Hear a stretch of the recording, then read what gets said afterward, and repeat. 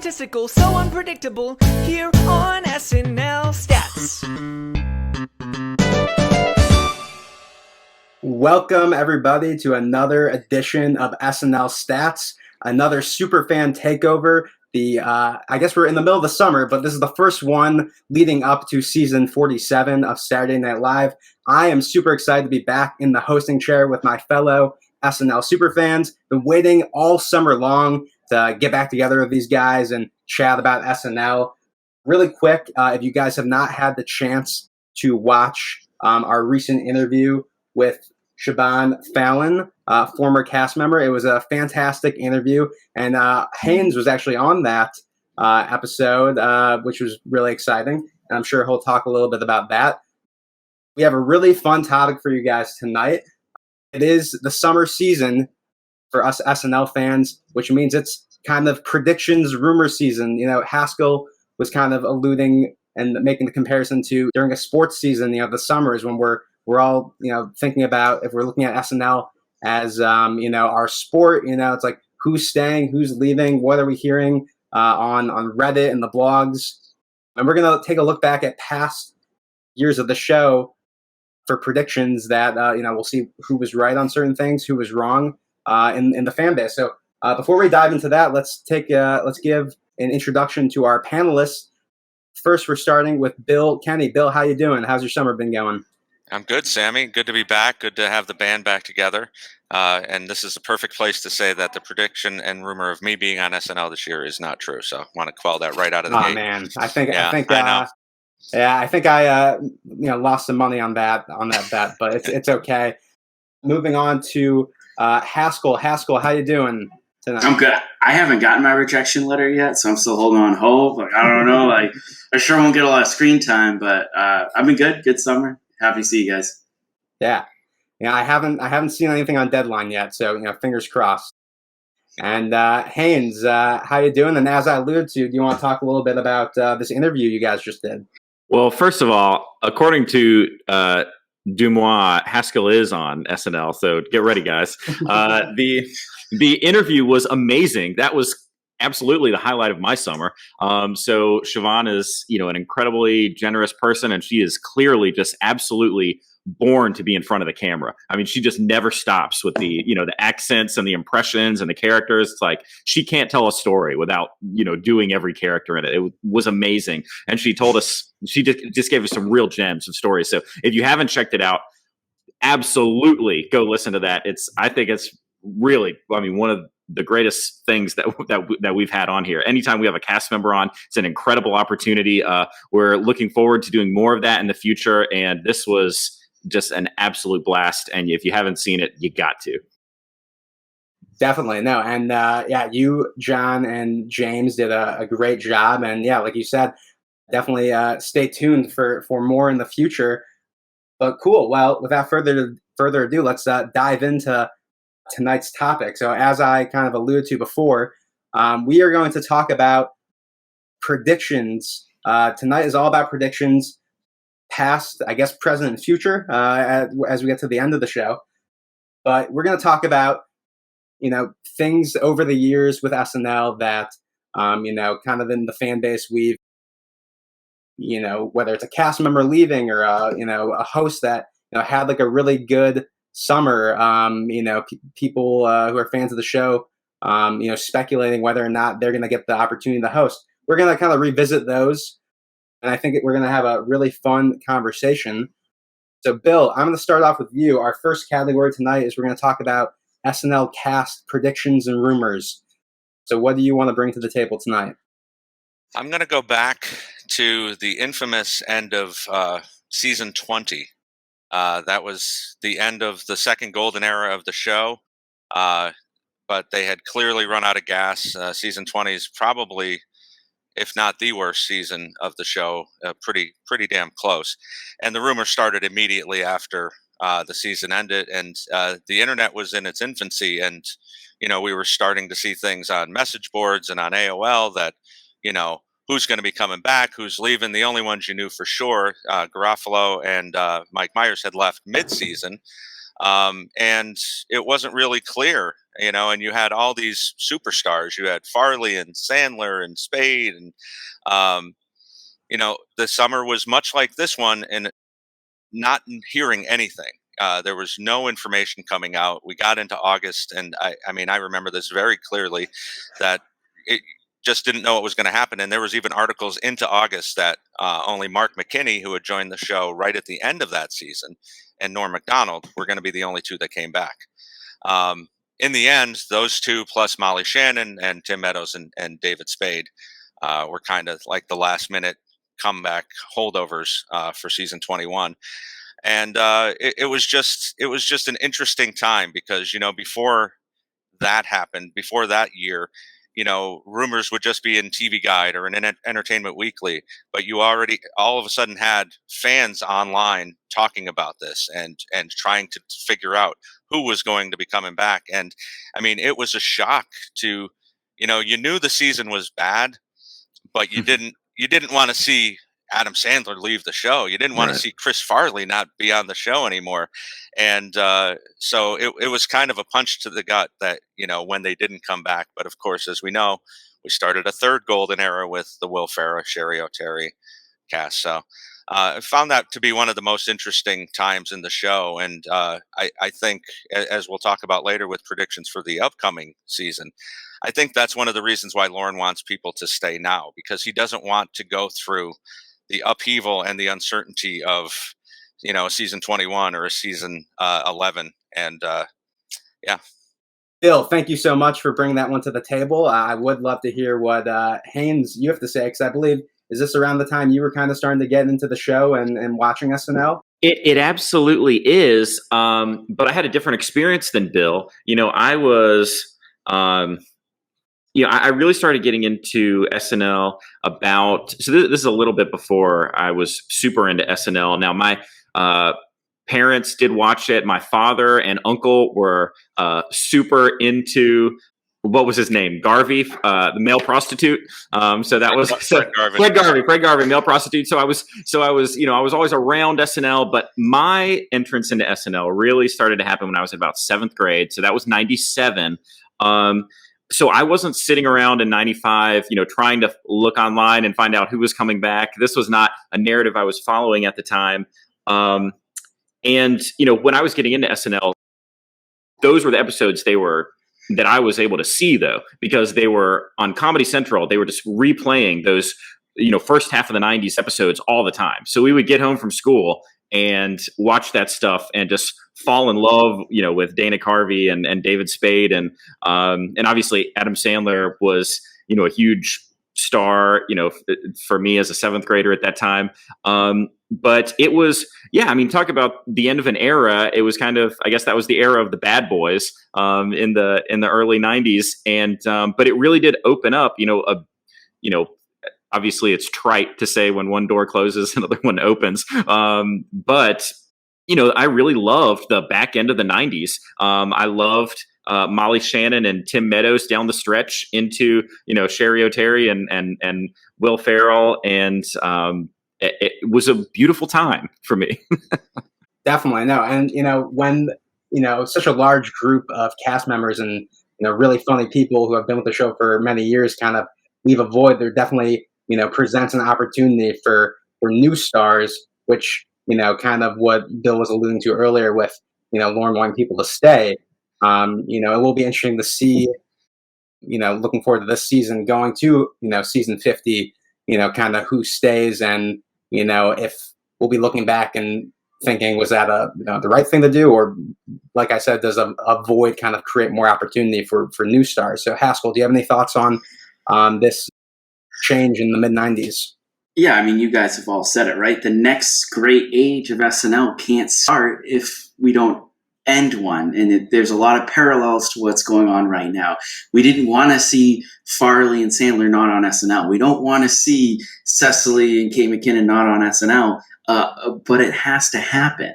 You know what I mean? You guys alluded to that, but I think there's like another sort of layer to that, which is a lot of people have said for years, I don't know how much has exactly been confirmed, but a lot of that cast changeover came from NBC pressuring Lorne saying, listen, You can stick with these guys and we're going to shut off the lights and we're going to lock the doors, or we'll give you one more chance to rebuild this show again.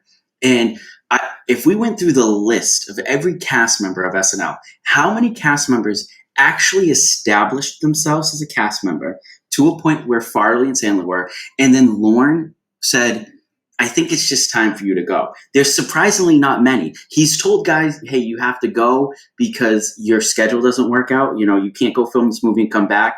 You know, there's been people left on their own. But I don't think Lorne actually goes and says, the way we think about it a lot, we're like, hey, the show has to turn over. Lorne hasn't actually been that proactive in it.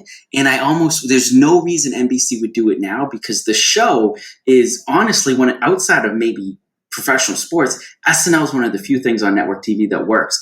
But you almost wish there was a voice right now in Lorne's ear from NBC going, hey, you know, yeah, you might see the finish line at 50 for you, but we don't. So you get building that next great era for us if you could, or we might have to force your hand like we did, you know, in the 90s. So, and as much as I don't want to push people out the door, I don't like to wish time away. You kind of want to see that next great group get built. And if there's ever a time to, you know, let a few people squeak out, maybe when the cast size is up to 20.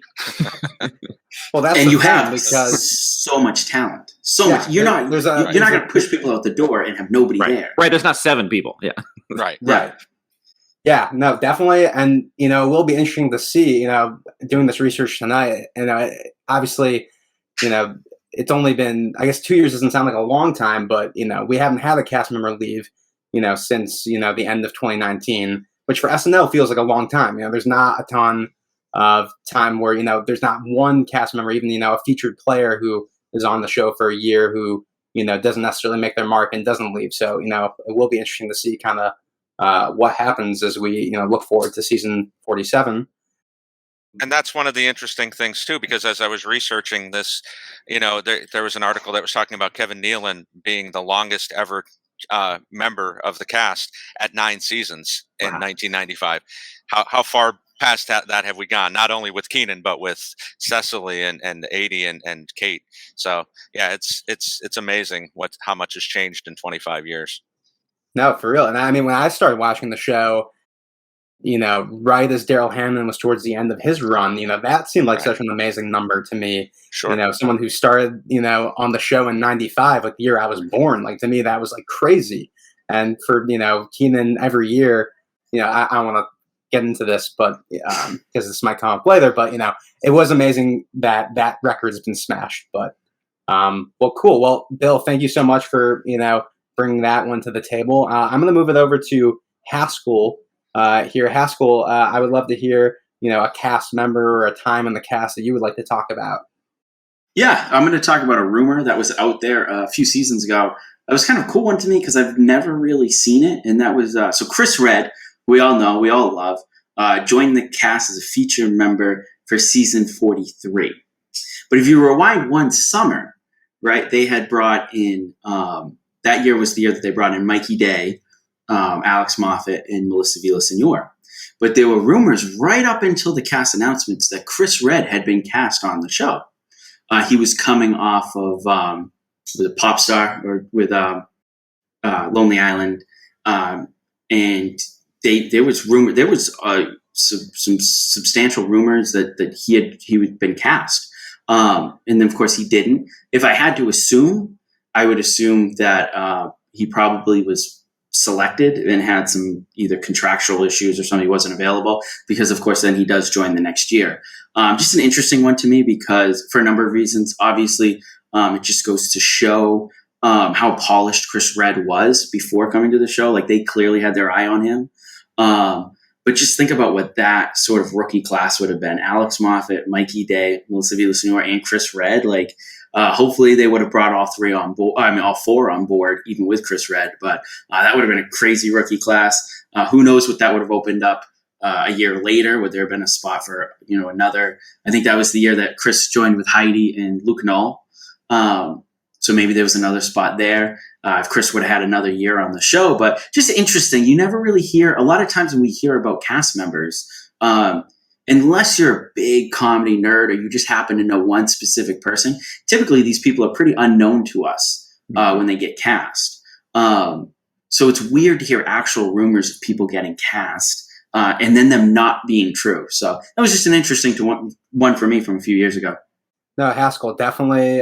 This was one that was on my radar just because not only am I a big fan of Chris Redd, but at the time of that rumor, it was like right after the summer that Popstar came out, and that was the first time I ever saw Chris Redd, and I thought he was great. And for him to join the cast after that was definitely interesting. Haynes, let me come to you. What do you think about, do you have any thoughts on like what could have maybe happened, or, just overall thoughts on this one? Well, Chris has had he's had a very stable climb to me. Like it's a little bit, it's not, I think Bowen's kind of had like this meteoric rise like recently. And Chris has been, but he's been steady the whole time, and someone that we've, fallen in love with and become more and more impressed with. So sure. Yeah. You just wonder, with an extra year under his belt, how sketches might look a little bit different this year. Of course, the other thing is, we are talking about people coming and going. Now maybe as we lose a lot of people, maybe he becomes one of these veteran folks that stays around a little bit longer. Sometimes a year is not a year. Sometimes just that difference might mean that he kind of starts to fit in really well with this. With some new folks that come in over the next group of years, and who knows, he might turn out to be, the next Cecily and do another decade or something.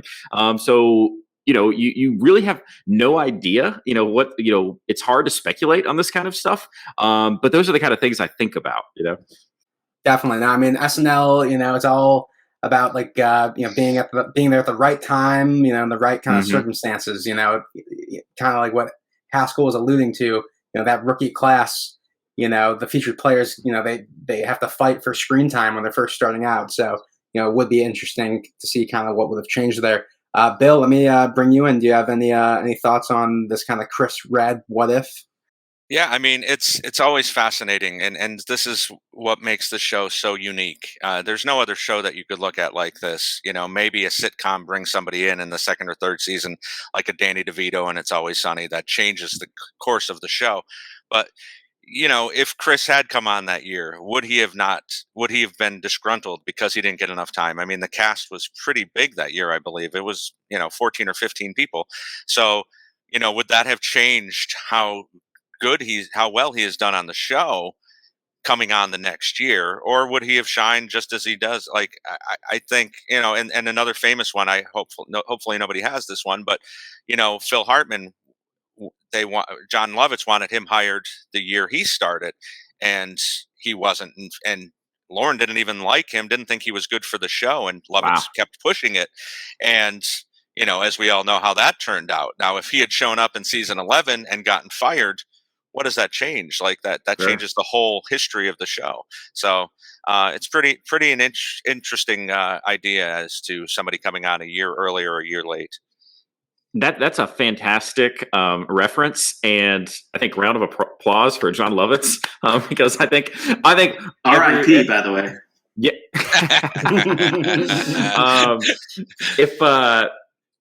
If anyone who listens to this or watches this show regularly knows that we are all like huge Phil Hartman fans. That was maybe that was the very first Superfan Takeover we did, and we kind of all realized like, oh my God, we all just love Phil Hartman. So yeah, thinking about that kind of stuff is crazy. It really is. So it's a great thing to think about, Bill. Let's move it over now to the Haynes. Let's hear what you have to say. What cast rumor prediction are you going to bring to the table for us? So there is a very curious one, and now I believe this was summer of 2012, and the great Regis Philbin was going to leave Live with Regis and Kelly coming up the next year. Obviously, we all know who replaced him, Michael Strahan, but I'll just toss this out there. Does anyone know the rumors that were flying around that summer? Who was going to leave SNL and replace Regis Philbin I think I know, but do you any of you guys know? Should I just go for it? I think it's Seth Meyers. It is Seth Meyers, and this is hilarious to me. It is so wild. It's so wild. I guess he does, have that. I mean, he's a true WASP. So like he would, he works well on like morning television probably, except that he's one of the great joke writers of all time, and you can't waste him on a show like that. And he's not meant to be a cheesy host, drinking box wine or whatever they do in the morning. I'm sorry if there's like fans of whatever the show's called, but that I thought was so funny. And obviously he stayed around for, a couple more seasons before taking over late night as Jimmy Fallon was promoted, to the Tonight Show. And so I think, first of all, late night is with Seth Meyers is my favorite late night show. So, I couldn't imagine. I mean, I'm so happy that he's doing it. I just think his jokes are the best.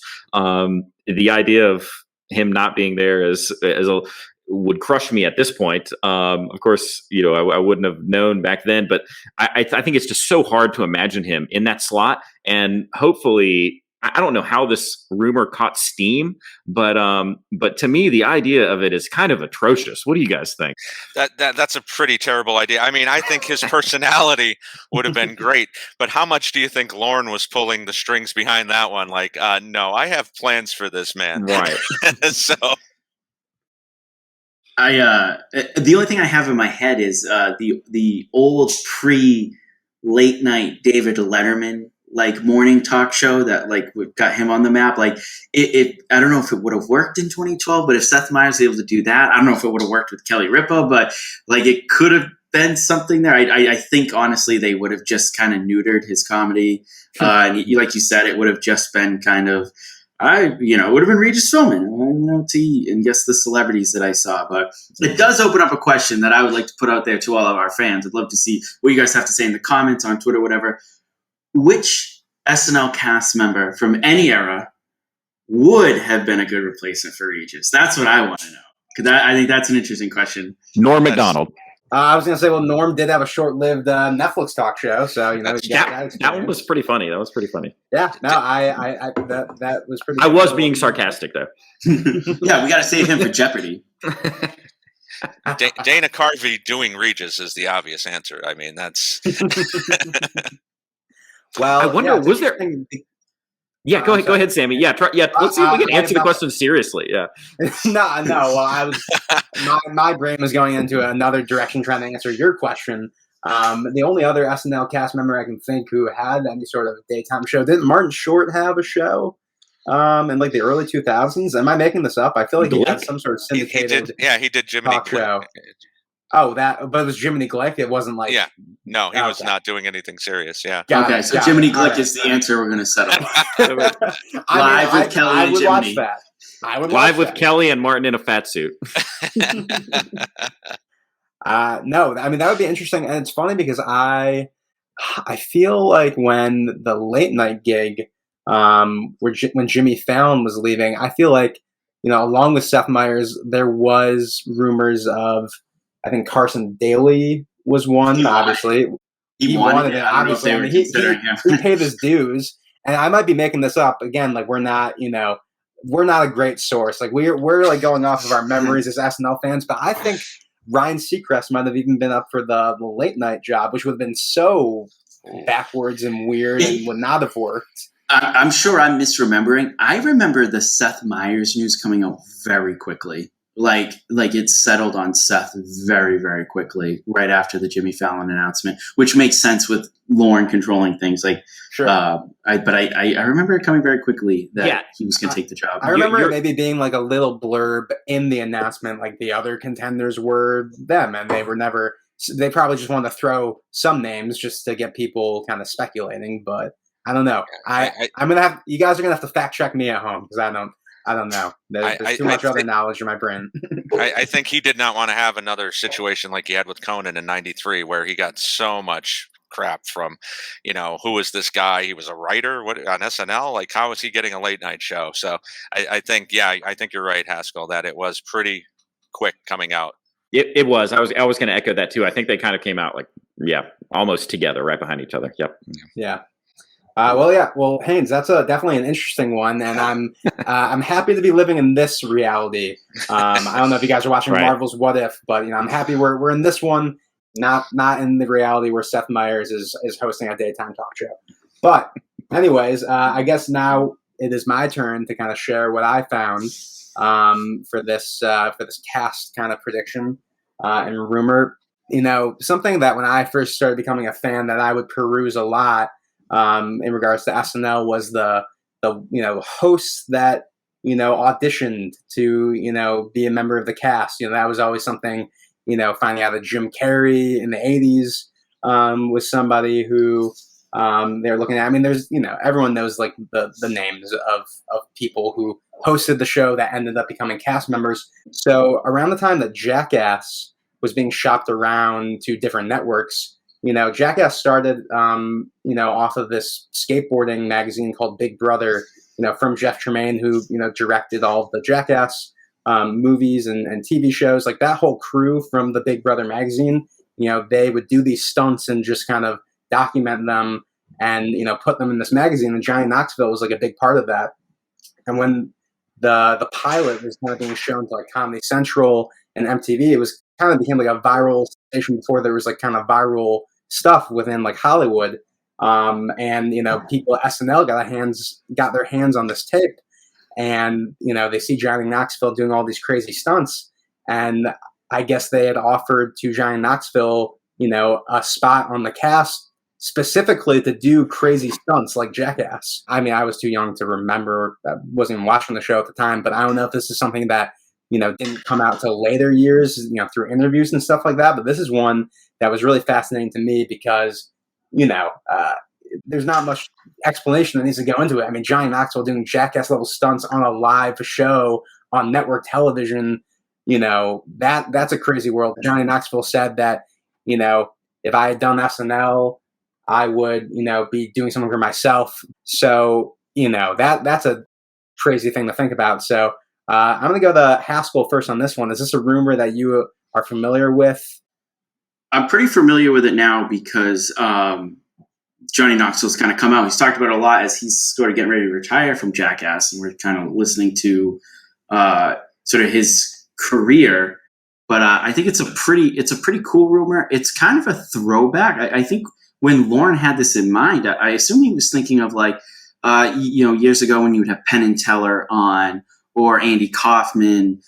These different, something that I think the show has really, really gotten away from as the cast has gotten bigger and it's become truly a sketch show with a couple musical breaks, is this sort of special guest thing. I would have kind of liked to peek into that What If universe and see what that was like with Johnny Knoxville. I don't know about him as a cast member. I mean, he's had a couple, his acting career is not, I guess, laughable. He's had some decent success as just a straight actor. But it would have been interesting to see. I find it fascinating. The whole thought of this is really fascinating to me. So they fully, we need Rob Finn, our auditions expert here for this. So did they fully offer him a spot and he's one of the ones that turned it down to go hang with the boys? That's crazy.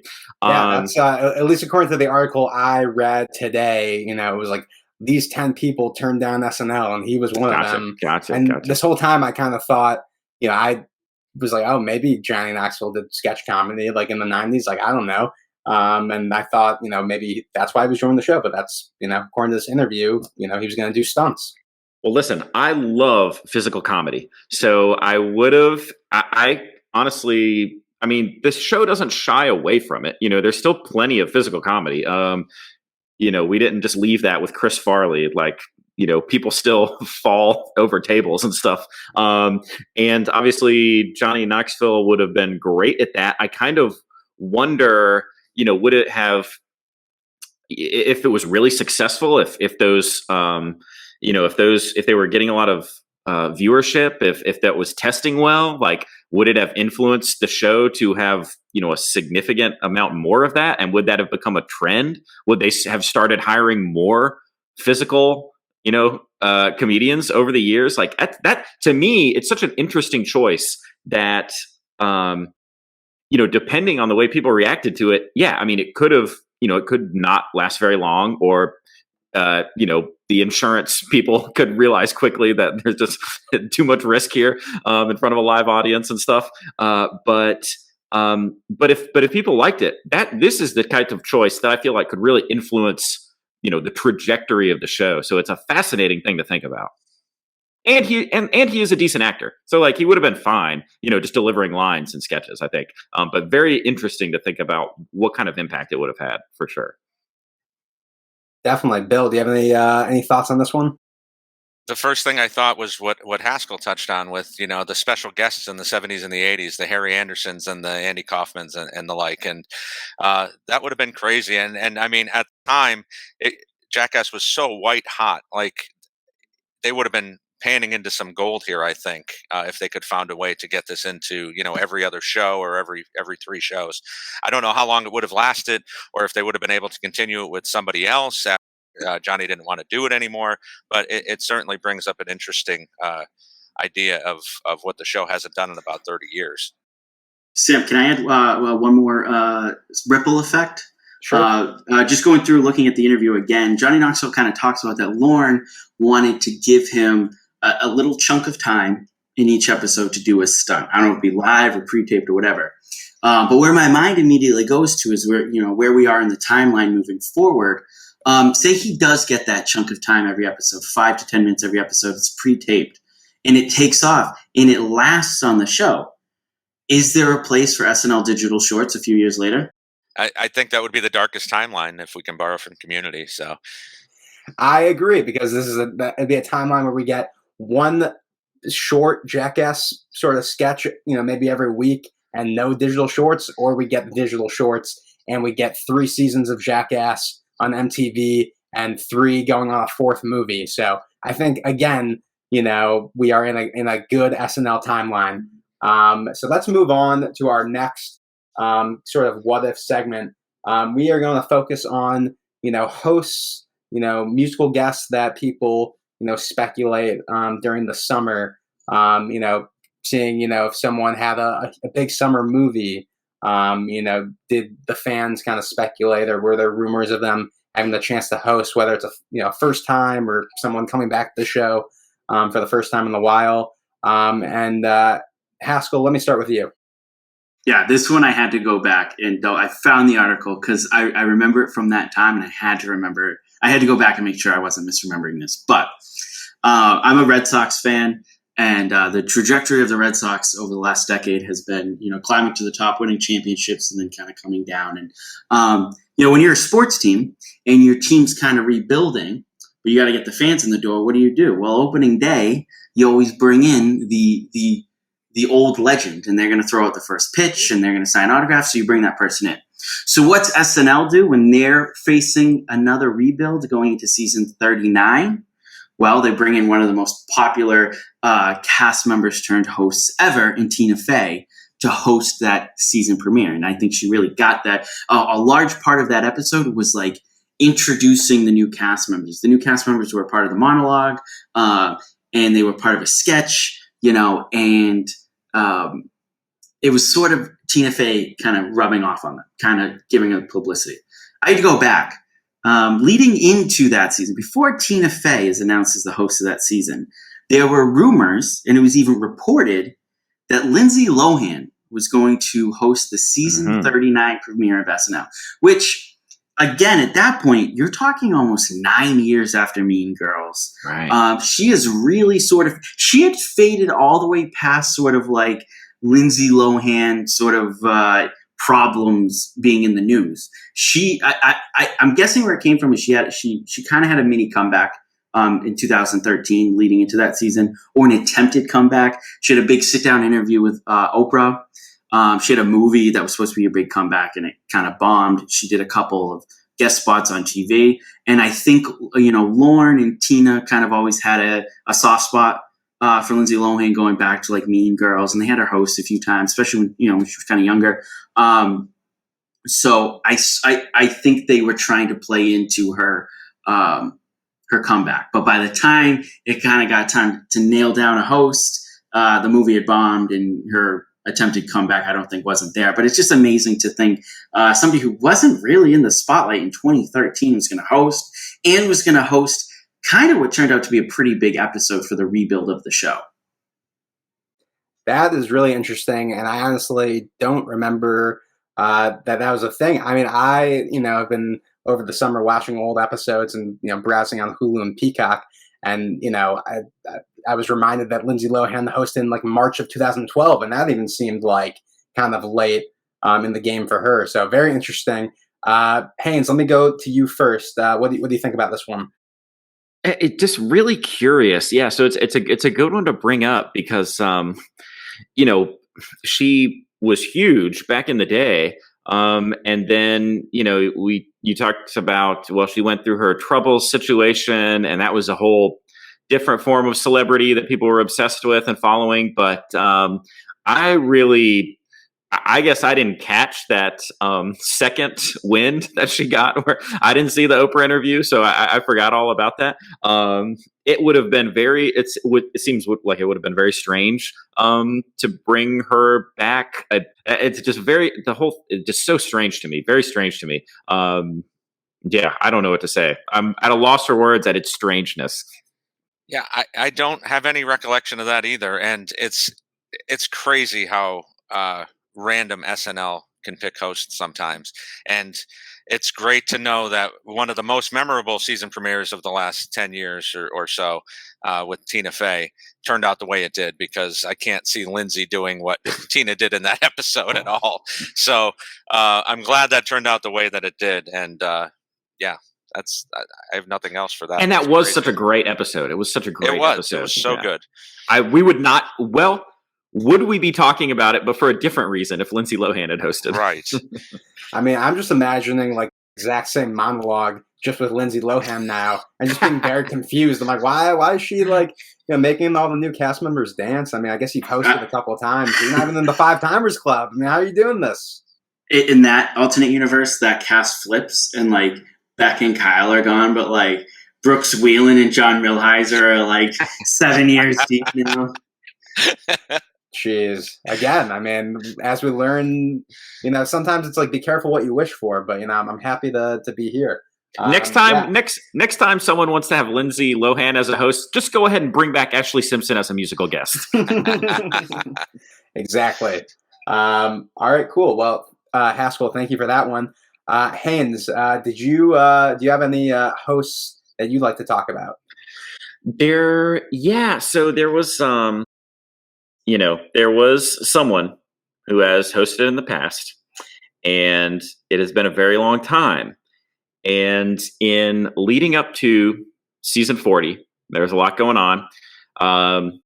Rumors were swirling that, coming off of Guardians of the Galaxy, Chris Pratt, might get a hosting spot, and people were talking about Sarah Silverman as well. And both those came true, right? For weeks 1 and 2.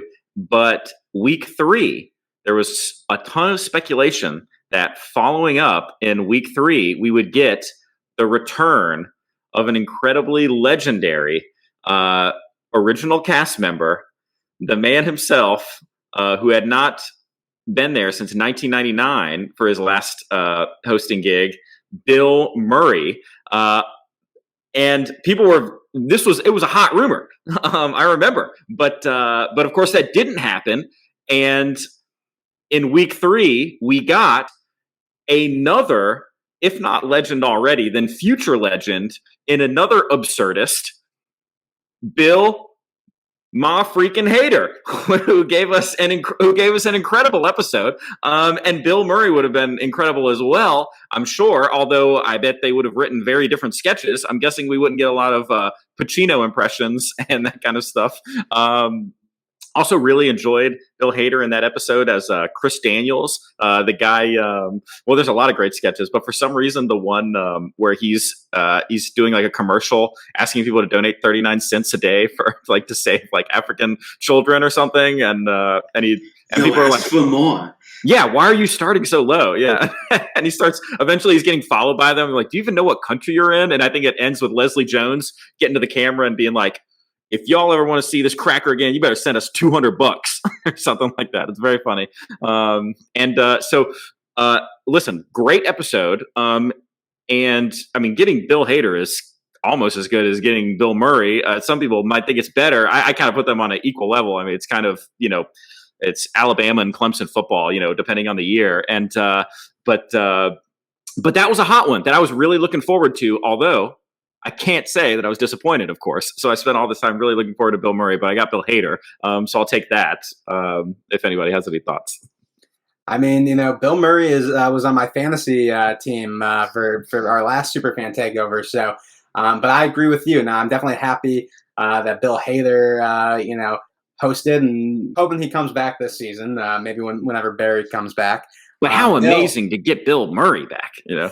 I mean, it would be incredible. I mean, let's go to our resident Bill, Bill Kenney, to get our thoughts on all Bill SNL alum related hosting things. Lauren, call me. I mean, that was such a legendary opening to that season. I mean, he brought out all the big guns. As I'm looking at the list, Jim Carrey was the following week, Chris Rock, Woody Harrelson, Cameron Diaz, James Franco.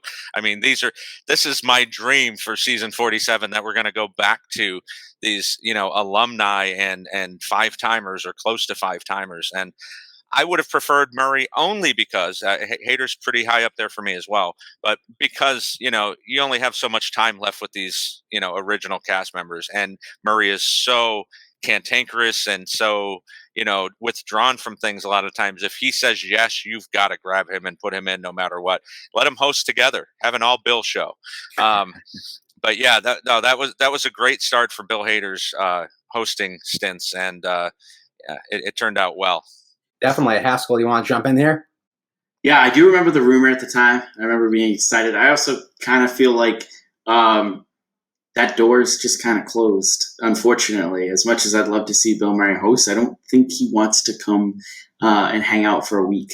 It just doesn't seem like his style anymore. Luckily, we got to see him when the Cubs won the World Series that year. In 2016, he came in his own weekend update. I'm going to cross if that rumor came up every year, I'd be excited for it. But I just, at this point, I don't see it. If it was going to happen again, I feel like it would have happened by now. Unfortunately. I think it's a good point that I think Bill Murray has kind of established himself as this guy that just kind of does what he wants. The stories about walking in to dinner and stuff, and allegedly, if you just invite him places, like he'll show up from time to time, and apparently he does. And it's a good point, Haskell. I almost wonder, could there ever be an episode of SNL where literally Bill showed up to the show as it was going live or something and said, "Hey, Lauren, let me walk in and do a line," or something?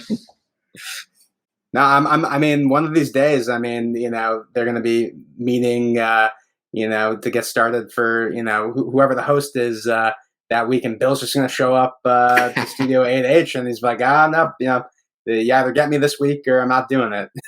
Just give me the monologue.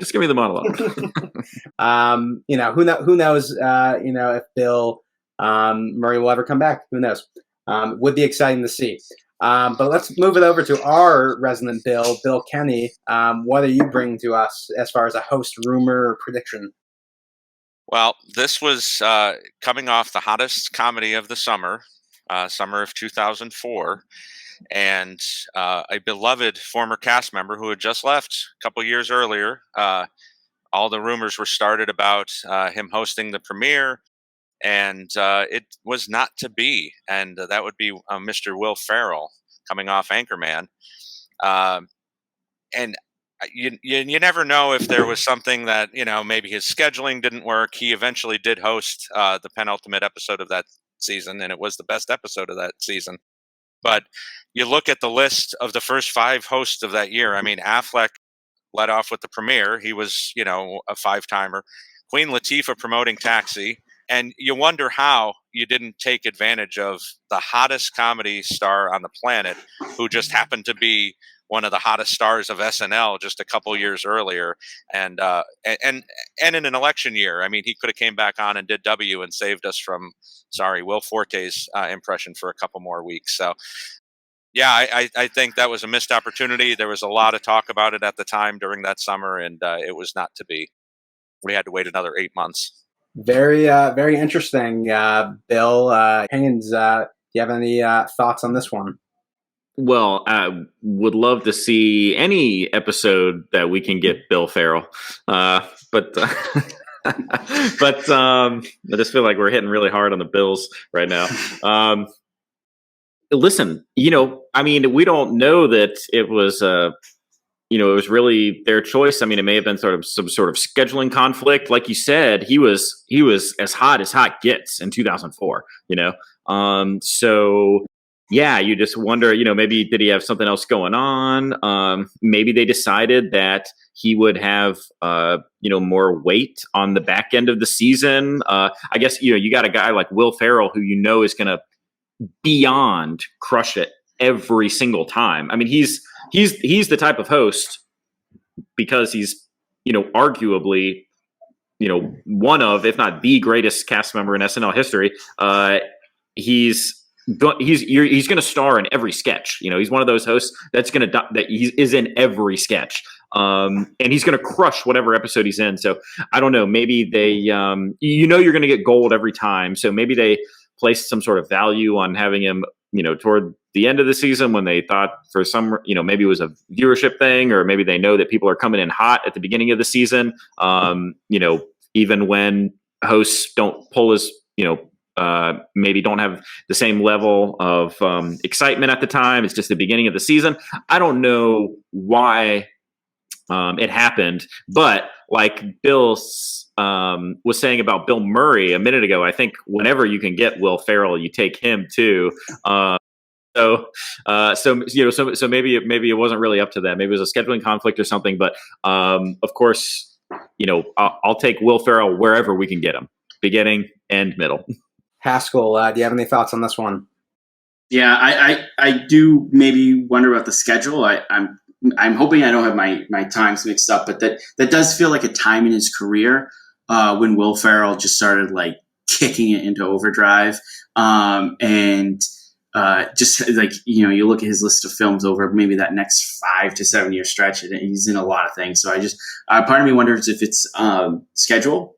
I also feel like for the amount of times that Will Ferrell has come back to host, with the exception of that just phenomenal finale that he did with with one of the great Daryl Hammond's Daryl Hammond sort of fair, it's kind of Saigon. Yeah, it's one of the great kind of endings to a season ever. I feel like across the board, sometimes as they don't use Will Ferrell maybe in like the biggest episodes. I remember just a few years ago when he hosted, it was like the Thanksgiving episode, which I don't really think is a thing with SNL. It's usually you look at who's hosting right before Halloween. Are they doing a Halloween theme? Who's hosting the Christmas episode? And I wonder, I don't know if that's just like, Will Ferrell can make a mundane middle of the season episode important, and the other episodes are, the finale and Christmas are all important. You know what I mean? Are they using him to prop up other episodes? But I do feel like for the amount of times he's hosted, sometimes it's just like, it's the middle episode in a 3-episode stretch in the middle of the season. And it's a little weird for a guy who has that much, stature, not just at SNL, but just in like the history of comedy now. He's pinch hitting. Yeah, kind of. Yeah. Yeah. Maybe. No, that's an interesting point. I mean, who knows? Maybe season 47 he'll get that pre-season premiere sort of announcement, where they announce the Christmas episode every once in a while, which leads me to my prediction / rumor that I'd like to talk about. So as I sort of alluded there, every once in a while, SNL kind of, books really far ahead whether it's, Eddie Murphy I remember that was they announced like the season, the first episode or two of the season, and Eddie Murphy hosting the Christmas episode. You want to lock in, if you know you're going to get someone, especially a returning cast member, to come in and host. Sometimes Lauren wants to lock that in, and also makes for just a good press release and hype, leading into the season. And one that I remember the episode, but I actually didn't remember this little tidbit, was Jimmy Fallon when he came to host. I believe it was maybe 2011. They announced before the season started that he was hosting the Christmas episode, and apparently this was maybe a bit, because back in like 1998, Alec Baldwin in his monologue, they were doing, I believe it was some sort of like ghosts of like SNL hosts future sort of thing, and they said they didn't get the exact day wrong, but they said that Jimmy Fallon was hosting the Christmas episode of 2011. They must have not checked the calendars, because the actual date, was off by a couple of days, but they nailed it. They nailed that he hosted that year the Christmas episode, and it makes me just wonder, was that a bit? Like, I feel like it's a bit in regards to, wouldn't it be funny if he actually hosted, or is it a total coincidence? I'm going to start off with Bill. What do you think about this one? Oh, I remember that well, and I think that was definitely the long con. I think because that was either his first or second season on the show, and Baldwin was there, and they were kind of walking around the stage, and he said, I'm going to be hosting, and nobody knew who Fallon was at that time. He wasn't on Update yet. He had done a couple things here and there, but he wasn't famous, or I don't even think he had done any of his songs yet on Update. So it was kind of a tongue-in-cheek joke that this featured cast member is going to be hosting in 13 years, and lo and behold, he's this huge late night star, and he's coming back. I definitely think that was purposefully, and they got it as close as they could, but somebody should have checked a calendar. We had calendars in 1998. No. Maybe they didn't account for leap years or something. Maybe, yeah. We didn't have the internet. Well, we had the internet, but it was different back then. Haskell, let me bring you in. Do you have any thoughts on this one? Yeah, I'm kind of happy it happened back in the early 2010s. It's kind of funny to think about. If somebody like my age who feels like I grew up with social media, to remember how different social media was, even at the time when I was like a sophomore or junior in high school. It would have been unbearable now. It would have been unbearable. It was a nice little kind of Easter egg that I feel like snuck under the radar. Like, oh my God, he did end up hosting that episode. If social media was like it is today, and he said he was going to host in 2021, we would have known about this in freaking 2016, and there would have been an online petition. Jimmy Fallon has to host that episode, and if he didn't host that episode, we'd have people online attacking the person who did host it. Like, it would have been like the memeability of things. Like when people don't get their meme of a situation, and I'm sort of half alluding to a preferred potential host of Jeopardy, and there's an ongoing situation there when people they wanted that person who kind of got memed into it, and they're not getting it now, and there's people blowing. Like, I feel like I'm really glad it happened when it did, because it kind of was a little bit more bearable, and it's a nice little kind of Easter egg now. Yeah, definitely, super interesting point. Haynes, let me bring you in here. What do you think about this one? Well, first of all, this is kind of one of my favorite, little just tidbits of SNL history. I mean, and there's millions of them that are amazing and interesting and fascinating about the show. But listen, I mean, first of all, I do think it was more bit than anything else, or else they would have checked the calendars. I think if anybody really thought that Jimmy Fallon was going to have that type of success, they might have checked the calendars. But if anyone actually saw that much talent in this man's future, and this was a real long con joke, it's the greatest callback in comedy history. Like, imagine in your life, like making a joke, never touching it for like 13 years, and then landing your like punchline and tag, and the world just explodes, you know. So it's fantastic, and it's a great take that you had, Haskell, about the way the internet culture would have, you know, gotten all over this stuff, and it would have been petitions for him to come on and blah blah blah blah blah, and obviously that sucks all the magic out of it. So I think that's a really great take. But yes, I do not think that they really knew that I don't think anyone could have really known that Jimmy Fallon was going to have that type of success and really do that someday. But it is an amazing miracle that he had the success that he did. And when you then have that opportunity, I think it was a no-brainer to capitalize on it. And also that was a great episode. It was a really good episode, as the Christmas episodes typically are. Yeah, I mean, you know, it definitely has to do with, you know, his success. I mean, if he had done Taxi and Fever Pitch and then didn't land, you know, those late night gigs, I mean, I don't know if they would have just done it for the bit. Bill, did I cut you off there? Were you about to say something? Oh, that's okay. No, I wonder if it would have been even funnier if they had done it with somebody like Brooks Wheelan or Luke Null, and then had them come back and host 13 years later. You know. That's a real joke. I mean, that's a comedian's joke. Yes. To bring back somebody that got cut from the show and let them host just as a joke. Yes. Just to punch that joke from 13 years ago. That would be incredible. Yeah. We could lay both jokes in there. You bring back the short time cast member, you let them host, Right. and then middle of the monologue, Bill Murray shows up. Exactly. And there you go. Now that's a callback. Well, great. Well, let's move on then to our wild card selections. So, you know, this is pretty much anything that doesn't fit necessarily these categories. You know, we'll play fast and loose with the definition here. But I'm going to bring you and Haynes first. What did you pick for your wild card selection? So for my wild card selection, I did pick one because I do remember there being an actual rumor about it, and it's very interesting.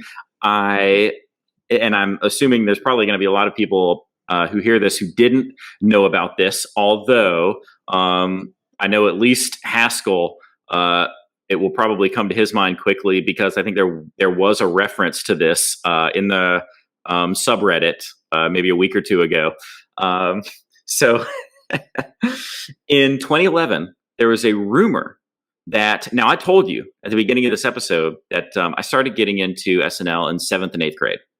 So in the 7th grade, 8th grade, you know, I remember there was really two sketches, I think, that sucked me in with, you know, my level of maturity at that time. One was The Ladies' Man, which was, you know, very, very funny to a 13-year-old boy at that time. And I still think Tim Meadows is a genius. And the other, I'm pretty sure I was in 8th grade. I really thought this was about the funniest sketch I'd ever seen. I loved it. We talked about it on the bus. Like, we never stopped doing this bit. It was so funny to us, even though it's very stupid. But in 2011, there was a rumor that Ben & Jerry's was going to make a flavor out of a sketch featuring Molly Shannon, Anna Gasteyer, and Alec Baldwin, Sweaty Balls. And they did. Ben & Jerry's made a Sweaty Balls ice cream, which sounds disgusting and is a terrible name for an ice cream. Even though I think they know that only SNL and fans of comedy would be buying it. I'm sure it tasted great. I'm trying to remember. I think they said it was malt balls and chocolate covered rum balls. I'm sure it was delicious. But apparently it was very short lived. It was only for the 2011 holiday season. And you know, it came true. I didn't get my hands on some. I wish I had. I think the reference on the subreddit was Ben & Jerry's has like a graveyard out back for deceased flavors. So someone had posted a picture. They had toured the Ben & Jerry's up there in Vermont and seen this. But before you guys give me your reactions to that, I think there's some fun stuff to talk about here. Actually, You know what? Go ahead. Let's get some reactions, and then maybe I'll inject a little bit more. We'll extend this story. Ooh, this is I am intrigued. Well, I want to ask you: have you tried looking on eBay? No, I have not tried looking on eBay. People sell weird stuff on there, like bags of air from certain concerts, and that's a real thing. I remember Clark Griswold, and his preservative saying he was drinking milk that was 18 years old. I'm sure I could eat an ice cream that was a decade old if the preservatives held up. I'm not sure Ben & Jerry's use preservatives. I don't know. Maybe they do. Exactly. Yeah. Haskell, what are your thoughts on the Sweaty Balls ice cream? So just to make sure we have it correct, Sweaty Balls was vanilla ice cream with a hint of rum and loaded with fudge-covered rum and malt balls. If I remember correctly, it was not. It was a limited batch. It was a limited batch that wasn't going to be regular flavor, but there was a lot of blowback at the time of people saying, Sweaty Balls? You know what I mean? So there was some blowback. People don't like to have fun, whatever. Funny enough, my fiance was up in Vermont at Ben & Jerry's just a couple weeks ago, and she had to make sure she sent me the picture from the graveyard. Again, I never got my hands on it when it was around. Also wish I could have tried it. Well, at least you got the picture. I don't know if you can eat the picture, but whatever. Bill, do you have any thoughts on this one? I do remember that, and was this the beginning of them doing this kind of pop culture-y, hybrid thing? Because they just did one with Colbert a few months ago, and it's a pretty brilliant idea on their part to reach back, and even if you only reach a few people, making something a limited edition, no matter what it is, will always bring in the people. So. And the Tonight Dough is still around, right? That's still. I don't know if that was supposed to be limited and was just super popular. I mean, it's pretty good ice cream. It is good, and the one, Bill, you just said the Colbert, right? That's what you just said. Yeah. The Americone Dream is still around, and that's actually one of my favorites. I love waffle cone, like in the ice cream. Yes. Even though it's kind of a dated reference with it, it's more of a Colbert Report ice cream. Yeah. But it's still delicious regardless. This is the evolution of the late night wars. Is who has the better ice cream flavor these days? It's not about 11:30. It's about. We used to think about Lauren pulling the strings, and now it's B&J. Haynes, I do want to ask you about this secret you're holding from us. Well, apparently, and I did not know this. I only noticed this trying to do a little bit of follow-up research on the old Sweaty Balls. And that was that, I guess, to celebrate season 40, they decided to drop 2 more limited edition SNL flavors on us. And I've never heard of these. Maybe some of our listeners have, but they were both, limited runs. You can't get them anymore. And but there's 2 of them. There was Gilly's Catastrophic Crunch, which was chocolate and sweet cream ice cream with caramel clusters, fudge-covered almonds, and a marshmallow swirl that was supposed to be just as catastrophic a clash of delicious flavors as any of Gilly's public outings, I guess. And say what? Sorry. Yeah. And then the other one, I know you guys will appreciate this because we got a lot of Lonely Island fans here. The old Lazy Sundae. This one sounds really good to me. It was a base of vanilla cake batter ice cream with chocolate and yellow cupcake bits because they talk about loving cupcakes in Lazy Sundae, and then like some chocolate frosting swirl. And yeah, honestly, it sounds awesome, and I'd really love to get my hands on some, even like not just for referential purposes. Like a cupcake ice cream sounds great to me. I think we have our next off-week superfan. Hey, Haynes eating 10-year-old ice cream and telling us how it tastes. I mean, this sounds like something like a big YouTuber would do, like the mukbangs where they just eat on camera. We can do that, for a special episode sometime. But Haynes, thank you so much. And hopefully one day, one of us, if not you, could get your hands on some Sweaty Balls ice cream. It's a goal. Bill, that's a goal. Bill, let's move on over to you. I'm going in a completely different direction here, obviously, but one of my favorite things is reading these old magazine articles, especially, TV Guide or Entertainment Weekly, and not just for SNL, but any kind of TV, and seeing what they thought was going to happen at the time. And obviously that's kind of what we're doing tonight, but pre-internet, it was really interesting, and they probably thought it'd be forgotten. But one of my favorite rumors from the 80s was when Ebersol was not sure if he was going to come back. We obviously all know he wanted to go almost completely pre-tape. But one of the things that's not talked about as much was that he wanted Billy Crystal to stay on and become the permanent host. And what an interesting season 11 that would have been.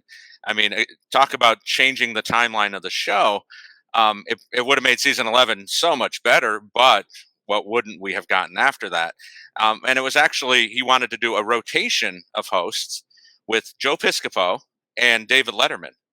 David Letterman, who's never been on the show, and Joe Piscopo, who had left just a year or two before this. So, and he had called it a hip Ed Sullivan show, which I don't think in 1985 even that made sense. But yeah, that was pretty interesting to me. What would have changed, with a completely pre-taped and Billy Crystal coming out and doing a couple bits and introducing a pre-tape.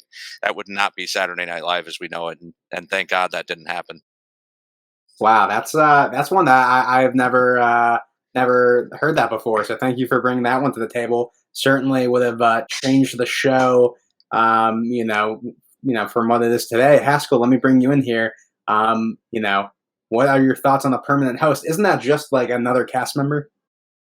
Yeah, I think we wouldn't be here. We wouldn't be here. The show wouldn't be here. We'd be talking about some old sketch show that our parents liked that ran for probably 11 seasons, if we're going to be honest, maybe 12. It would have killed the show. It would have been, as cool as it would have been to see David Letterman involved with SNL. I will trade him never being involved with the show for everything we've got since. So, good thing Ebersol didn't get his way. Good thing Warren came back. We want to talk about the darkest timeline versus the sacred timeline. We definitely are on the right side of that one. Definitely. Haynes, I mean, do you want to touch a little bit on like what Letterman being involved with SNL would have looked like? I mean, he definitely had a ton of SNL cast members on his late night show. So it is interesting that, he's really never even, I guess, made a cameo on the show. Yeah, listen, I mean, Letterman's a hilarious guy. He would, I'm sure he'd do a great job with the monologues. SNL monologues are usually a little bit different than late night monologues, which can be really like underplayed and, I'm out here every night. Hey, blah, blah, blah. This is what happened in the news, blah, blah, blah. And they kind of like play it like super cool. I wonder if that would be like the vibe of the SNL monologue, which right now is kind of like a celebrated moment. Oh, I'm here. It's SNL. We've got a great guest and it's tonight and blah, blah, blah, So it would just be a completely different vibe, I wonder. Really, but I mean, talk about good winning over evil. Like, I mean, just having the same host every night and mostly pre-tapes. And you guys know that I'm all about the L. Like I come for the L. Like it could happen on Tuesdays and I would still be here. I'm here for the L. Like I love live performance. I love the interact. I love humans and everything that's perfect and not perfect about us, and trying to navigate these moments playing together. So yeah, thank God, Lauren got back in the saddle, but listen, I mean, I love Billy Crystal. I mean, we would have gotten some great monologues. I'm sure we would have gotten some great monologues, and yeah, they would, maybe replace a few duds that do happen from time to time with hosts and stuff. But just that vision for the show doesn't make any sense. And maybe I only get to say that through the privilege of hindsight, but thank God it didn't go that way. No, I mean, I agree. I mean, the thing about the show is that, a lot of people who aren't like us, who are just casual fans, will be like, who's hosting the show this week or who's performing on the show this week as a musical guest, and that is how they tune in, and that's how they become, longtime fans. I think the first episode I watched was with Zach Braff. I was a huge Scrubs fan at the time, and I'm like, I want to see Zach Braff do this weird, 11:30 late night variety show. So definitely, like Haskell was saying, we probably wouldn't be here right now. So again, we are in the good timeline. Haskell, let me bring it over to you. What is your wild card that you'd like to share with us? Yeah, I had to double up on a casting speculation because this one was sort of a wild ride from a few weeks before the finale all the way to like right before the season started. But in 2021, I mentioned Jason Sudeikis. Everyone's minds right now is going to jump to Ted Lasso and this just cheery, good time character that he now embodies, and it's great. Before Ted Lasso, my lasting image of Jason Sudeikis is dancing with Kristen Wiig, if you can call it dancing, during her farewell sketch where he looks like he's at a funeral. She's whispering something in his ears that I can only imagine is like, don't go out like this. Don't go out like this.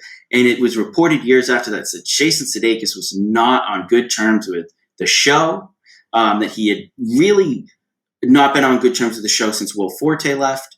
Going into that episode, which turned out to be Kristen Wiig and Andy Samberg's last episode, and they both got sort of farewells, it was reported, I went back, checked, found a few articles from that year that reported that Wiig, Samberg, and Sudeikis were all leaving that year.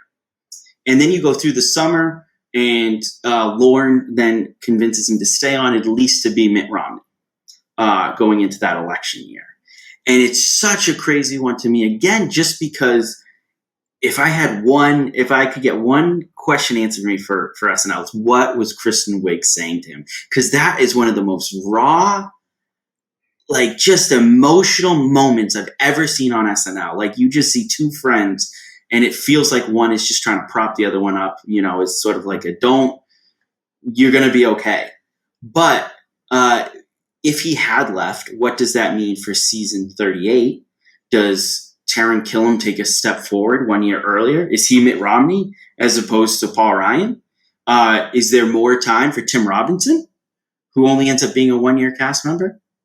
So it's this whole thing, and then it's a lot of speculation and rumor through the summer on like what exactly was it that got Jason Sudeikis, who had looked as unhappy as any cast member could, to actually sit around and stay another year.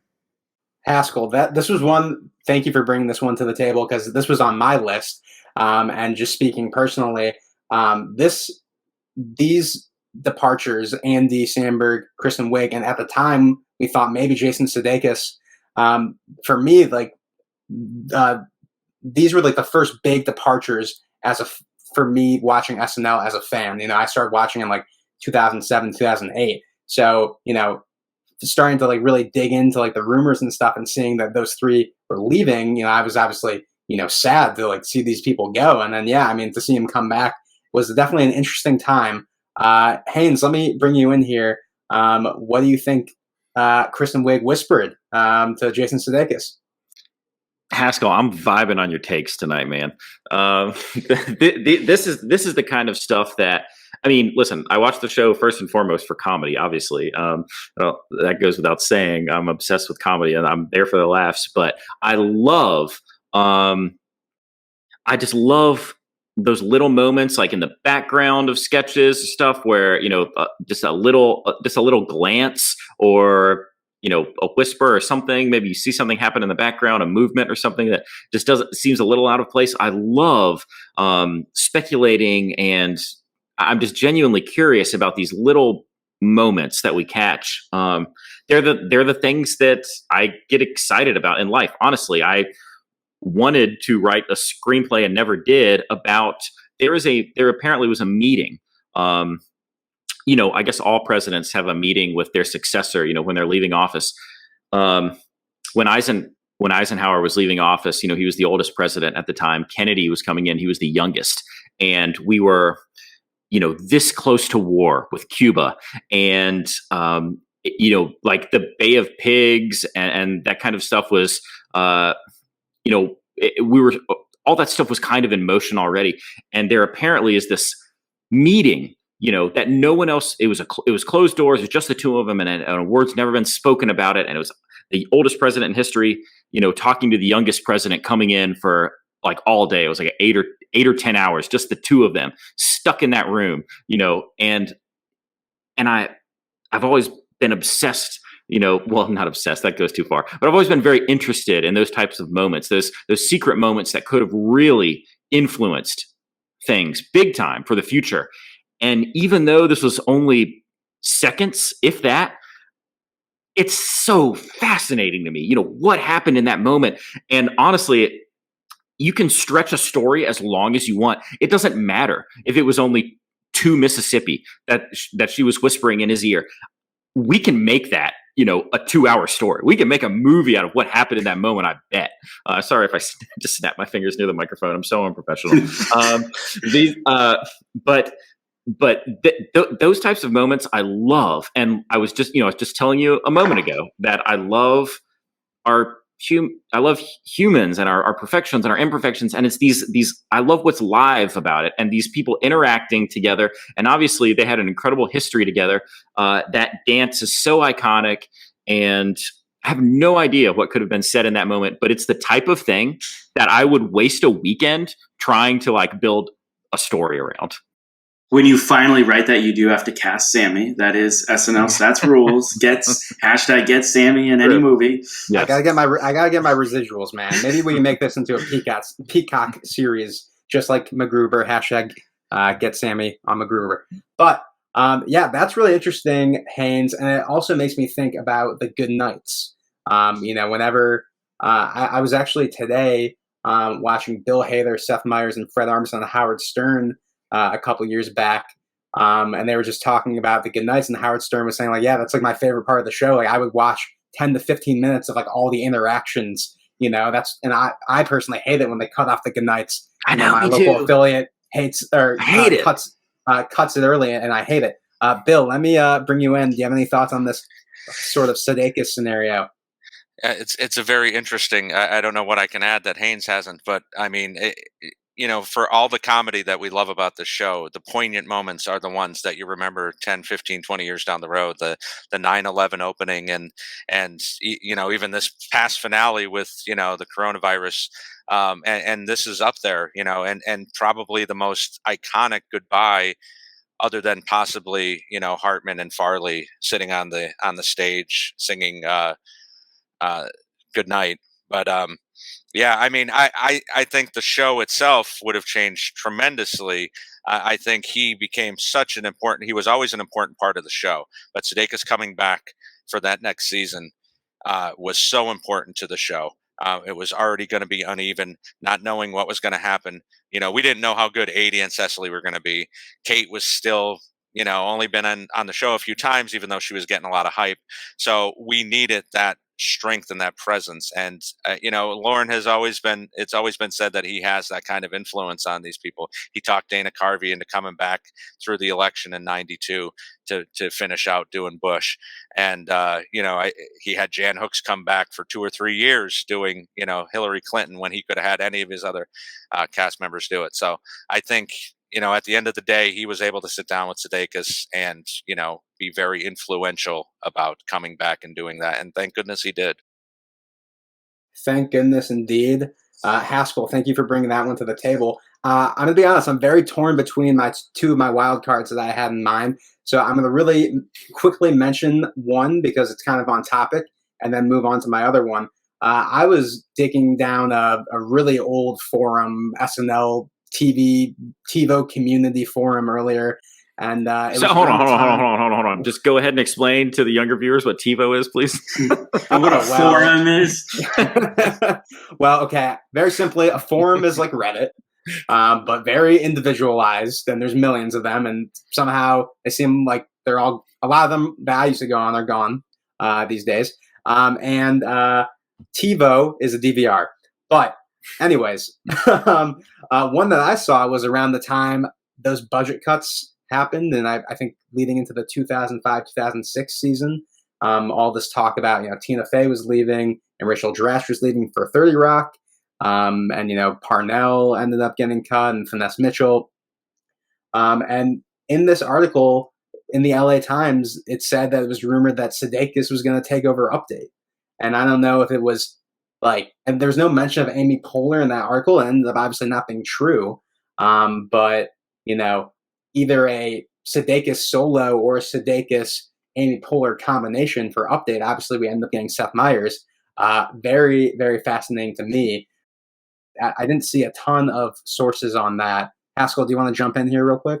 I think it has been confirmed over the years that Sudeikis actually auditioned for Update with Kristen Wiig at one point. That was a duo that had kind of taped some audition updates. So I think there was like a push at one point to make something work with Sudeikis on Update. Right.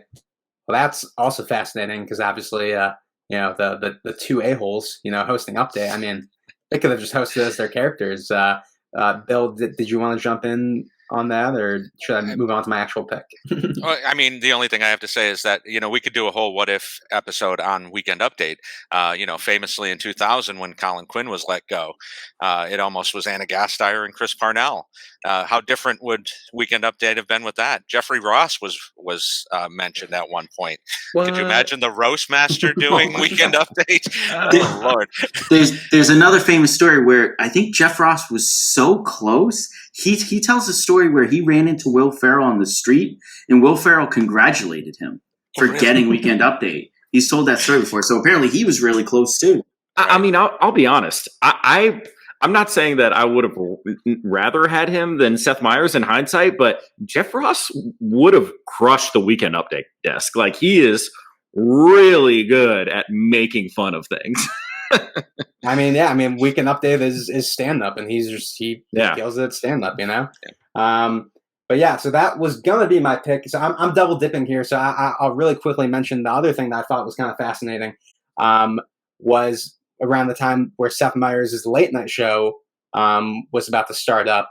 Cecily Strong and him had been hosting Weekend Update during the season. I saw one report from TV Line, before Seth Meyers had left the show, that a very quick aside saying that Lorne Michaels wants Seth to stay on Update while he's hosting late night because late night wasn't filming on Fridays.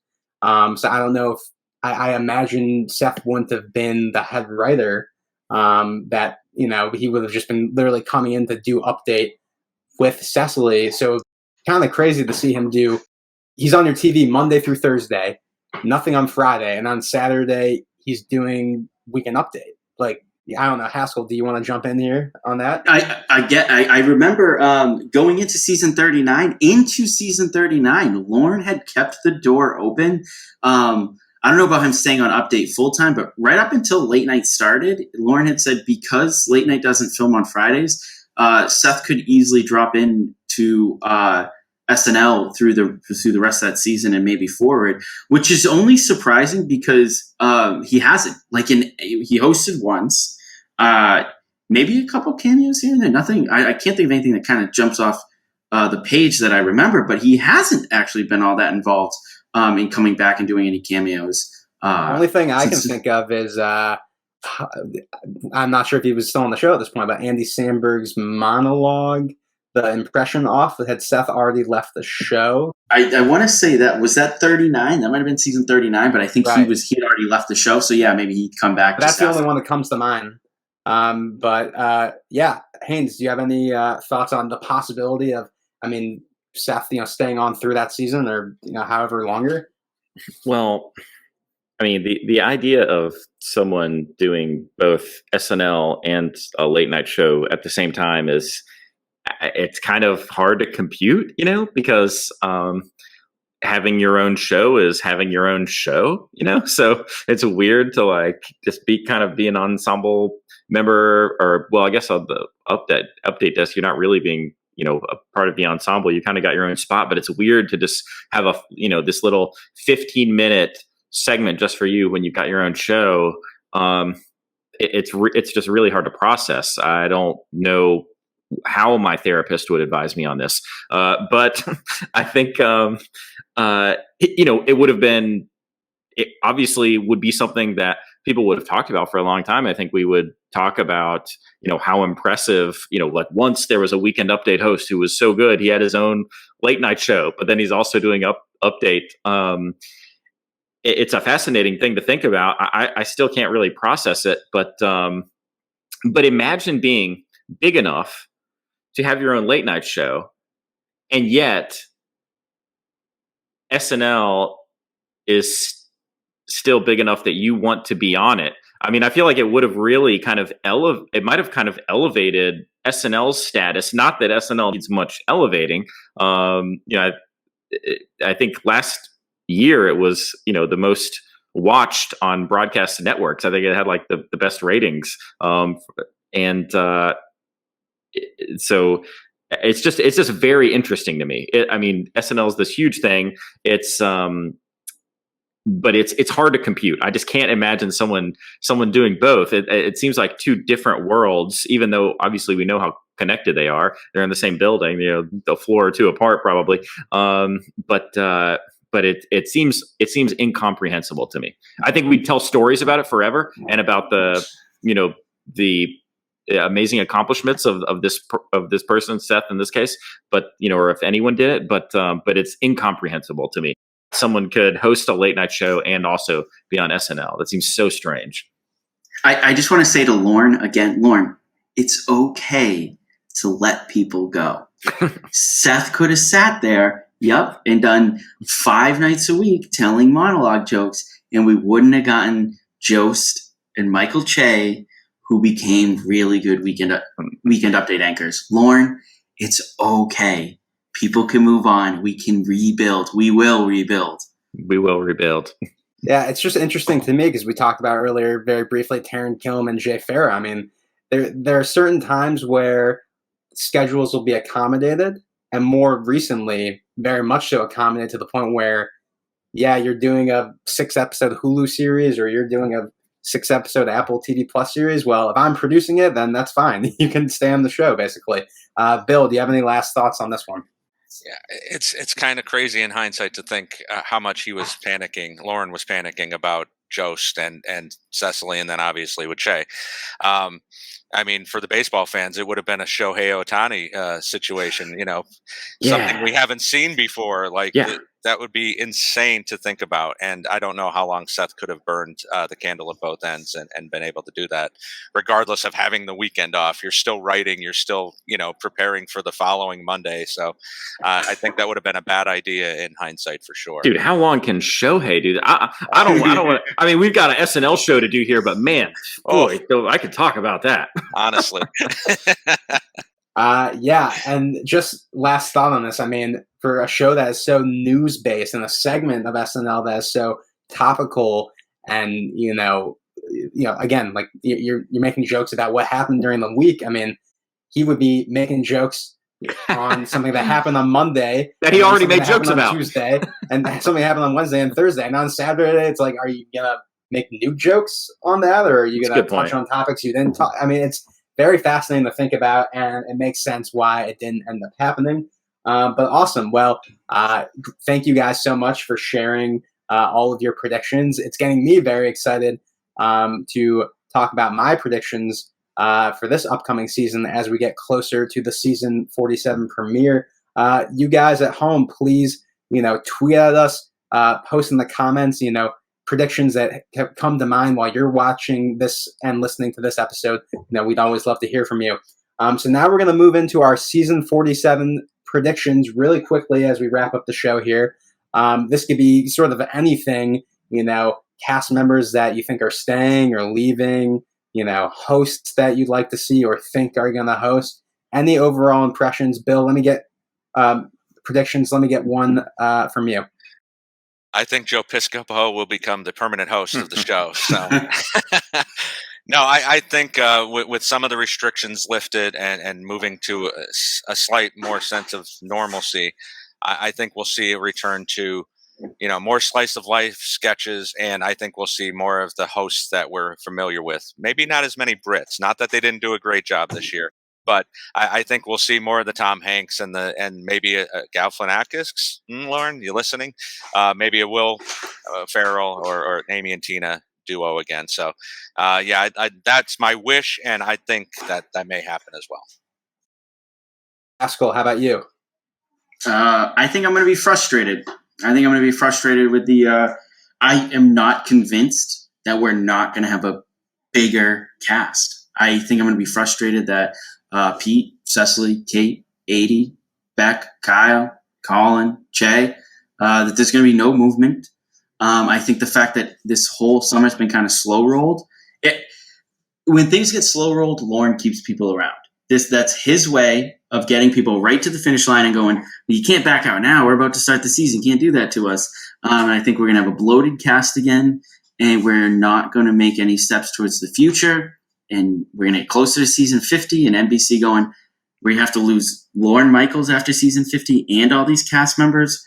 We don't want to start from scratch, and it makes me incredibly nervous for the future. Yeah, I mean, Haynes, I want to hear your predictions, but also if you had to guess one cast member who is most likely to leave at the end of this season, Melissa. Who would it be? Melissa? Yeah.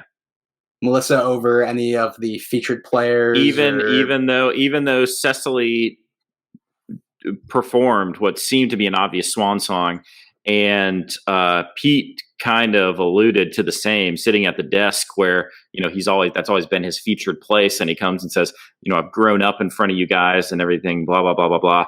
Yeah, after that episode, I mean, listen, it's a roller coaster, right? When the episode opened with Adie and I think was it Adie, Keenan, Cecily, and was it Kate? Kate. Yeah. So all of them open, that's how they opened the show. And Cecily was she looked like she was almost tearing up from the very get-go. So, the show opens. I think maybe everybody's heart drops a little bit oh my God, are we announcing something here? By the end of the episode, Cecily and Pete, it really felt like they had put their stamps on it and said, hey, in case there's any confusion here, we're the ones that are leaving. It's almost felt that way. Melissa's just not enjoyed it, it seems like, for a really long time. I mean, she makes that very clear publicly, that she is bummed all the time.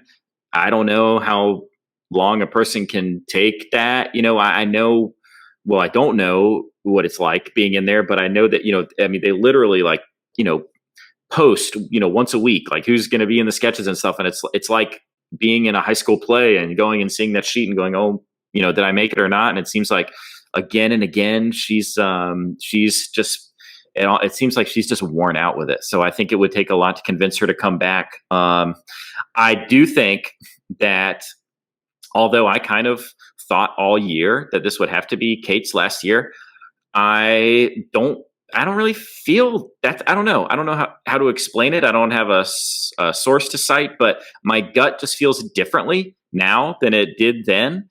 And so I think that Kate will stick around, and this is a full-on prediction that I'm giving now. Kate will stick around, and I'll give Nicole Rovine credit for this because I didn't think that it was going to happen.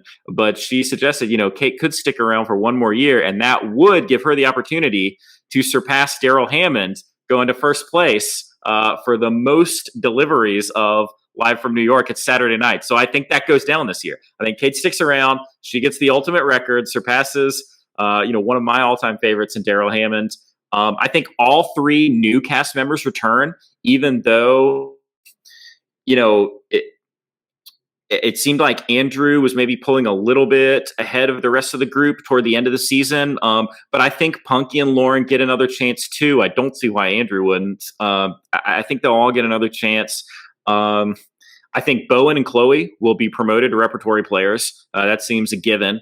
And as far as upcoming stuff, I think a really great host who has a movie coming out in September, I think it's called Bestsellers, would be Aubrey Plaza. So she's got a movie coming out. I think she will be a great host toward the beginning of the season.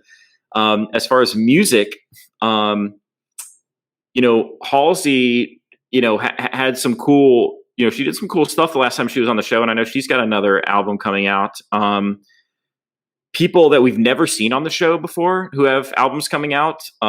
Casey Musgraves, I could see that as being like a kind of, she seems in that pop kind of stratosphere where they would slide her onto the show. Two that I think would be cool, and this is for the boomers out there. I guess there's some new albums coming out for Common and Metallica, and neither of them have ever been on the show. And I think Common's very cool. He's been around for a really long time. I think he's very well respected, and I'm sure, I think it'd be great to have him out there, although I don't know that he will pull, the same type of crowd as maybe Casey Musgraves or Halsey or something. But it's kind of surprised me, to think about it, realize that Metallica's never been on the show. They were such stalwarts in their genre for such a long time. And if they've got a new album coming out, I think better late than never. And it would certainly bring a certain type of audience. I think there may be, I bet Metallica seems to have the type of fan base that if you put Metallica on the show, like you're going to bring in a lot of people that even if they don't normally watch SNL, like they're coming to watch, and maybe that could be said about any musical guest, but they've been around a really long time. I think they've got a lot of really, I just don't see that many Halsey shirts around. I see like 20-year-old kids wearing Metallica shirts. That's my handful of broad predictions for the upcoming season. And we'll see how it plays out. So just circling back to what you said about Kate McKinnon breaking the record. So you're saying her sticking around to break the record is John and SNL Stats' fault. Because we're the ones putting out the information about these records, making people care about it. And that is why no one's leaving. Everyone wants to break records because now they know. She's got her numbers and Daryl's on a corkboard on the wall, and she's coming. Exactly. Well, great. Well, thank you guys for sharing your predictions. I really quickly will share mine. I kind of agree with you guys as far as cast members go. I do not see a lot of movement. I really do feel like we would have heard something by now. And like right after the finale, Pete, gave, some sort of interview, and he said something like, I'm ready to hang up my jersey. And then like a month ago when he was giving interviews for Suicide Squad, he's like, I don't know. So it seems like behind the scenes, like the ones I was most confident about leaving were Cecily and Pete. And now I really think it's either nobody or maybe someone who doesn't, want to leave, like a Lauren Holt, maybe getting her start or Punky, or I guess the opposite would be someone who hasn't been happy with the show, like Melissa. I think those are the most likely, as opposed to, these veterans who have been on for a while. It will. We should like do some sort of bet to see how many of these people, if they are sticking around, see how many of them, make it to SNL 50. Like do some. I don't know how we could coordinate that, but do a draft of who's making it to SNL 50 at this point, because it seems like some people are. Really quickly, I'm going to fire off some hosts I would like to see based off of, movie and TV that's coming out. I mean, obviously, with the Delta variant kind of creeping up, movies can be pushed back and whatever, so things might change. But a couple of things I'd like to see, Only Murders in the Building is coming out next week. It's Steve Martin and Martin Short. It's a new show. I mean, it'd be really cool to see them host together for the premiere. Yeah. I do think them hosting for the premiere and a Selena Gomez musical guest, that'd be a really good sort of, I mean, I don't know if Lauren has his hands on that show. I don't think he's producing it. But if he was, that would certainly happen. Similar to the Chris Pratt situation after Shang-Chi comes out next week, I think Simu Liu, the star of that movie, is going to be a really big star. And if that, movie does well at the box office, certainly can see that happening. Obviously, with the Emmys coming up, Jason Sudeikis is someone we wanted to see host last season premiere. Would be interesting to see. Ben Affleck, Matt Damon, and Adam Driver are all in The Last Duel that comes out in October, Ridley Scott's new movie, so any of them would be interesting. Dune comes out at the end of October. Would be a great opportunity to see Chalamet come back, Zendaya host for the first time, Kumail Nanjiani in Eternals in November, Paul Rudd for Ghostbusters Afterlife in November, John Hamm coming back, he hasn't been back in many years, for Top Gun. And last but not least, He was in the news a lot recently, and was someone I wanted to see host last season because he had a really cool movie coming out. Really happy to see this guy feeling better, Bob Odenkirk. I think would be awesome if he's feeling well and is able to work it out with his schedule, because obviously Better Call Saul season 6 is currently filming. Maybe when that show, if it's not delayed, I think it's supposed to come out next spring. I think it would be really awesome to see him come back. Obviously, he has a history of the show as a writer and has just had an incredible career. And I'm personally very happy to see him doing well after that scare we had over the summer. So with that, we will wrap up this edition of the SNL Superfans Takeover. We would love to hear your predictions. So make sure that you're following us on all social media platforms, Twitter, Instagram, TikTok. We would love to hear your thoughts as we take a look ahead towards season 47 on your predictions for the show. And also, I would like to plug our Brooklyn Nine-Nine coverage. Looking ahead to this upcoming week, I will be on the show as well as Haskell. So I'm really excited to chat Brooklyn Nine-Nine with you, Haskell, and everybody watching at home. Will be very exciting. And definitely, if you're watching Brooklyn Nine-Nine, check back our past coverage over these past couple weeks. And now let me turn it over to our panelists. Guys, thank you so much for joining me on today's episode. Bill, where can the people find you? Thanks for having me again, Sammy. You can follow me on Twitter or Instagram at BKLove73. And Haskell, why don't you tell the people where you can find you? And I think you recently did a pretty interesting AMA with a former cast member that we talked about on the Live from New York subreddit that you put together. Do you want to talk about that a little bit?